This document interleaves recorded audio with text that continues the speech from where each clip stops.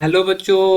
हमारा प्रश्न दिया हुआ है, जब कैल्शियम कार्बाइड भारी जल से क्रिया करता है तो कौन सा यौगिक बनता है। चार ऑप्शन है हमारे पास, C2D2, CaD2, C22, Ca2D2। चलिए समझते हैं इस प्रश्न को। अगर इस प्रश्न को समझना है तो हमें मुख्य अवधारणा को जानना होगा। मुख्य अवधारणा में हमें समझना होगा कि कैल्शियम कार्बाइड क्या है और भारी जल क्या है। ठीक है, सबसे पहला है कैल्शियम कार्बाइड, कैल्शियम कार्बाइड।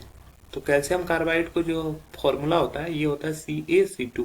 ठीक है, और जबकि भारी जल का फॉर्मूला होता है D2O। भारी जल इसका फॉर्मूला होता है D2O। जब CaC2 का रिएक्शन D2O से कराया जाता है तो ये रिएक्शन करके CaOD होल 2 बनाता है। ठीक है, और साथ में रिएक्शन करने के फलस्वरूप बनता है C2D2। ठीक है, यहाँ के इसके दो मोल रिएक्शन करते हैं CaCO2। चूंकि ये जल चूंकि इसकी रासायनिक अभिक्रिया जो होती है वो बिल्कुल भी अ, इसके D2O जो होता है ये भारी जल है। भारी जल जो होता है हाइड्रोजन का जो समस्थानिक होता है ड्यूटेरियम उसी से बनता है। ठीक है, तो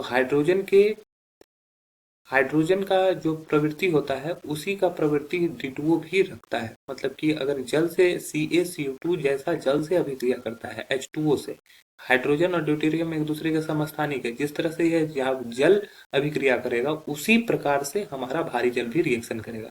चूंकि जल से अभिक्रिया करके ये बनता है और ये बनता है, तो इस प्रकार से हम लोग देख सकते हैं कि यहाँ पर क्या बन रहा है, CaO2 होल 2 और C2D2 का ये बनता है, रिएक्शन होता है। तो यहाँ पर ये C2D2 के बीच का जो बॉन्ड होता है वो होता है कुछ इस प्रकार से। ठीक है, ये इस प्रकार से।